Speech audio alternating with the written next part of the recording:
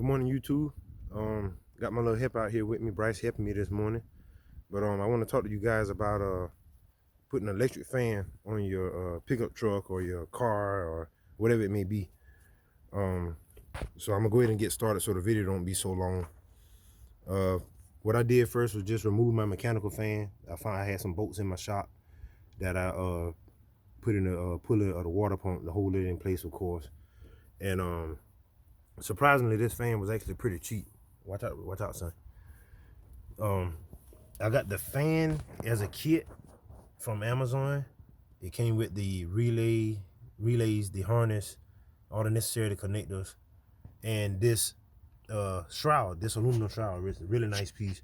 Came from Assault Racing. I'm sure some of you guys that done, looked up performance parts, done seen this brand on YouTube and maybe not YouTube, Amazon and probably eBay before.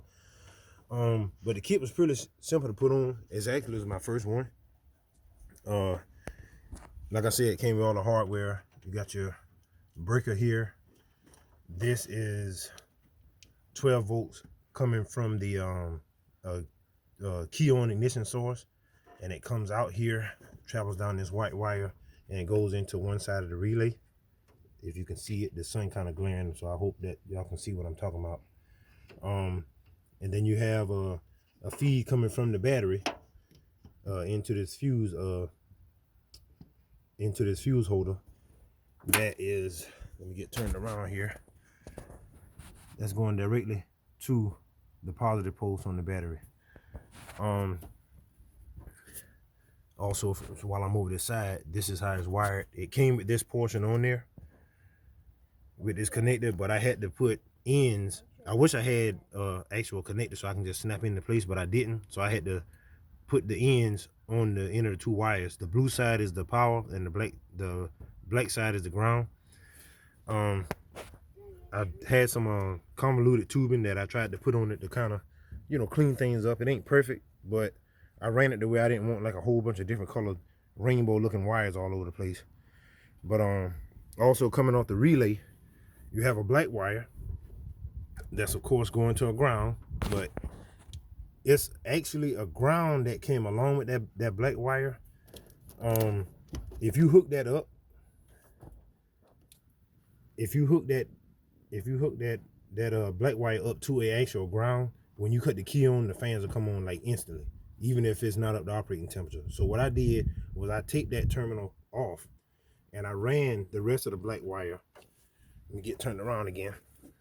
I ran it down through this convolute tubing, and it's running along with my engine ground, and I ran it over to the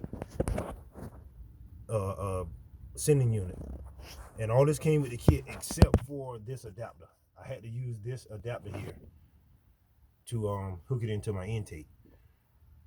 Which it wasn't no big deal. I just took some Right Stuff gray silicone and put that on there to to keep it from leaking, because the first two times I put it in, it leaked, and I guess it's like a trial and error type thing.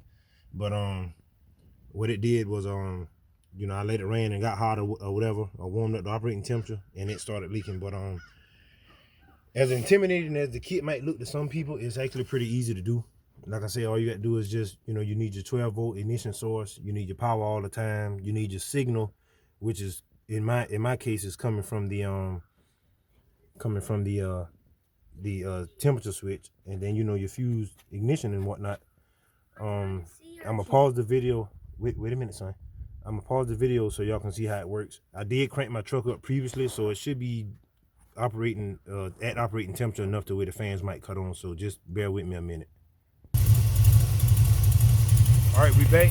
I got it running, and as you can see, fan's not on yet because it's not up to 100, and I think the temperature was supposed to cut on at 185, and it's supposed to cut off at 165.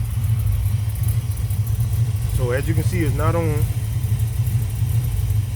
which is great because it reduces parasitic draw. I'm not gonna sit here and say that it added like 30 or 40 horsepower, but I did notice a little bit of a difference. If I had to guess, I'd probably say it added at least 10 horsepower to whatever I have. And if you're wondering about the drain on the electrical system, it didn't miss a beat. My truck came with power windows. I can't remember exactly what type of alternator it is. It's just the OEM alternator, you know, one from like CarQuest or Napa or whatever. And you know, I don't have an issue out of it loading the electrical system when the fan do come on. But I hope that this video helps someone that might be trying to make this change, or try to, you know, they want to try this on their own without paying a whole bunch of money to get someone else to do it. I will suggest this before I let you go. I will suggest this. When you install this fan, what I did was I installed mine under the plastic radiator shroud, the OEM shroud. I cut off what I didn't need, and then I drilled holes. I don't know if you can see that, but I drilled holes into the top rail and the bottom rail of the radiator, and that's what I mounted my fan to. You can see the 8mm bolt down there on this side. I'm not gonna go to the other side. It's the same thing on the other side. But that's how I mounted it. And they also come with those crap plastic spring-loaded, whatever they call them, zip ties to hold the fan on. Please don't use those, because they don't do nothing but pop off and break. Next thing you know, your fan rubbing up on one of these pulleys and whatnot, and then you done destroyed it and waste your money. So, you know, mount your fan to the actual shroud properly with some you know, with some good hardware. That way it'll stay in place and it don't go nowhere. Also, I don't remember exactly what part numbers that I used from Amazon to get this kit, but in total, the shroud was like $64 from Assault. I think they have an online store. I don't have the actual link to put it in my description. I'm new with YouTube videos, so forgive me for that. But the fan itself, the fan came with the harness, the relays, everything you need to install it. It may miss a terminal here and there, but it's okay. You can get those from the parts store for nothing. And you know, it took me probably about, I don't know, maybe an hour and a half to put it on, because I had to take the fan off and all that. Wait a minute, son. He playing Explorer out here with the dog, so y'all excuse me for that. I got to be a dad at all times. But anyway, this is it. It's real easy to do. It probably was easier for me because this is what I do as a profession. I'm an automotive repair technician, so this is kind of like an upgrade for me of sorts. But I hope you guys enjoyed the video. I hope I can help a lot of people out that's probably wondering, okay, is this something that I can handle myself, or is this something that I can do on my own, or do I need to have help? Do I need to have a buddy?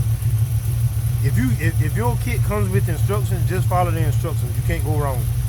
Mine told me exactly what wires went where, and once I dealt with the coolant leaks from the sending unit, shoot, I mean, I ain't had no problems out of it ever since. So thank you guys for tuning in. Thank you for subscribing to the few videos that I do have at this time. And you know, you guys have a blessed day. You know, wishing blessings, and y'all be safe, you and your family.